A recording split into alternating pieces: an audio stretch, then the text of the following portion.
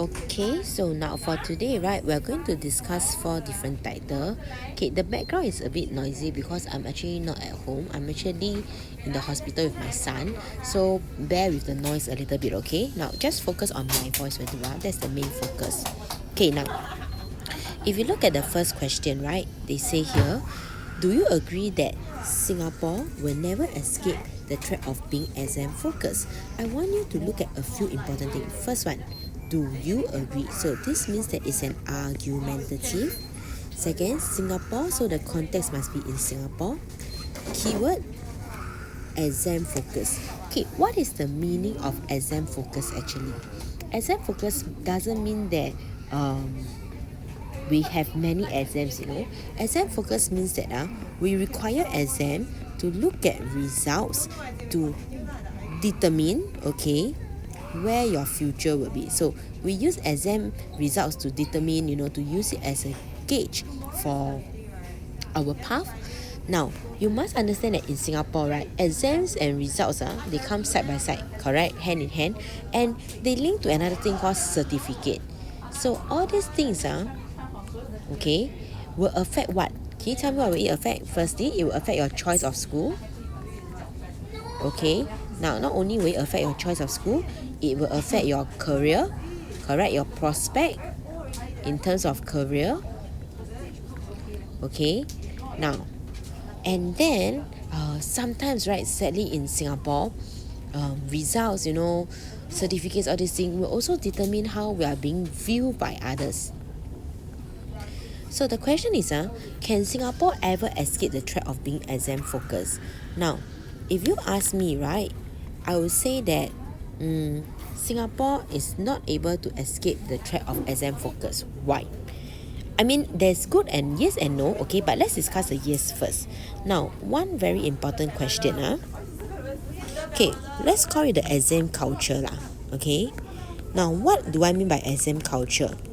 Singapore has long been in this exam culture for many decades to come already, correct? We are so exam oriented since last time, okay, that we are being labeled kiasu Singaporeans. We have a lot of kiasu parents, right? So can you imagine, okay, if you have been doing it for decades, will you be able to stop it immediately? Even if the government say, okay lah, we don't want to do exam anymore already, can the parents accept it? Do they believe it? Will they be able to rest assured and let go of the education and just focus on other things? Now, if you have listened to our discussion all along, right, for these few years, okay, we have always talked about holistic education.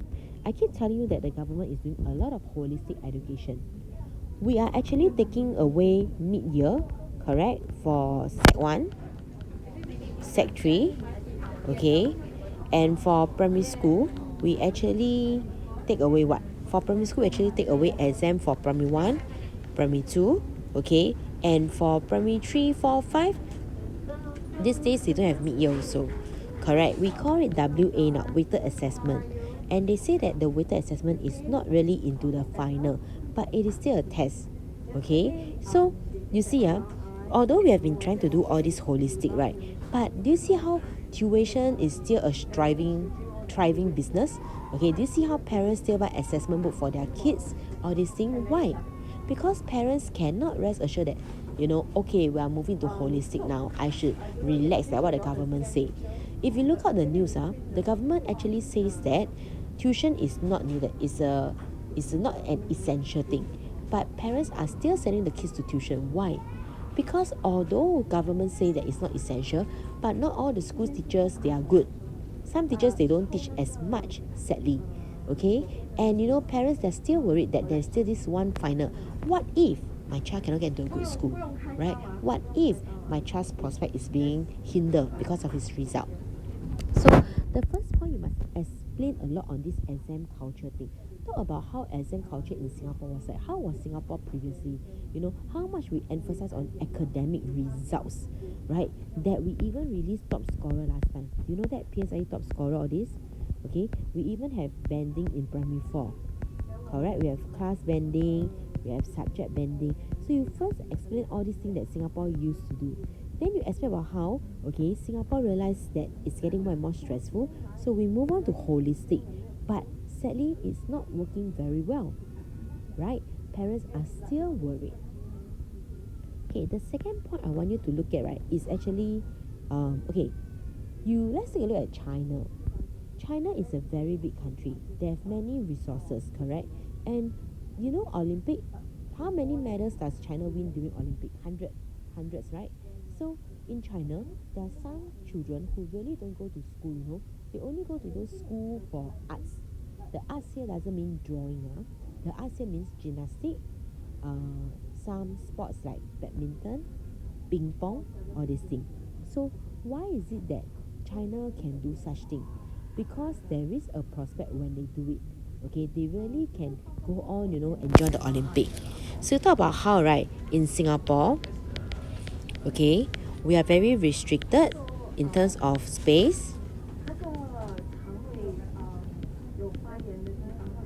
Okay, in terms of resources, and we are not so well groomed when it comes to sports.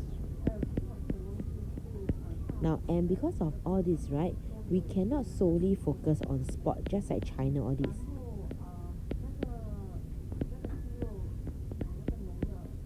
Okay, why? Because if we focus on sport, right, we don't have the child will not have a prospect, so end up they have nothing to do. Now, quote example, use China to quote example.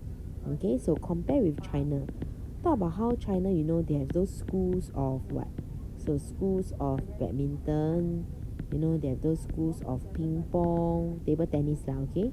Schools of gymnasts. So they can do this because what? There is an achievement in Olympic, and it can be something that they look forward to. In Singapore, we have SSS, Singapore Sports School. Okay, now Singapore Sports School is not a school that focuses on only one particular sport. It focuses on a lot of different sports. But you see, let me tell you a actual story. Okay, now when I was in primary school, right, I'm a very good runner. I joined the athletic, although I may not look like it, okay, but I'm the second in the entire school. However, I'm never the top. Why? Because I have this friend, right, wow, I tell you, she's skinny like a bamboo and she run like a cheetah. So she's always the fastest, be it short distance or long distance. She's capable of running 100 meter and as well as 3.2 kilometers. She can still get first. Even when we join those inter-school, right? We have those inter-school. Okay, she's always the first one. And because of this, therefore, she went into Singapore Sports School. Now, what happened to her now?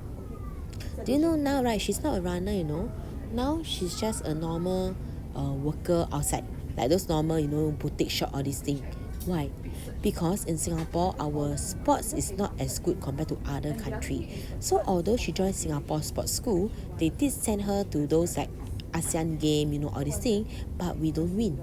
Okay, and if you don't win, there's no prospect in it, So can you tell me, okay, if you have a child who is good at running in Singapore, will you send her to Singapore Sports School when you know that is the prospect? Or let's talk about LaSalle. LaSalle is an art school, right? There's dance, all this thing. But students who go to LaSalle to learn art, where are they actually now? They might still be in the corporate world working, I have a lot of students over the years who always go to LaSalle. They join the dance, all these things, and they had a very good secondary life, okay?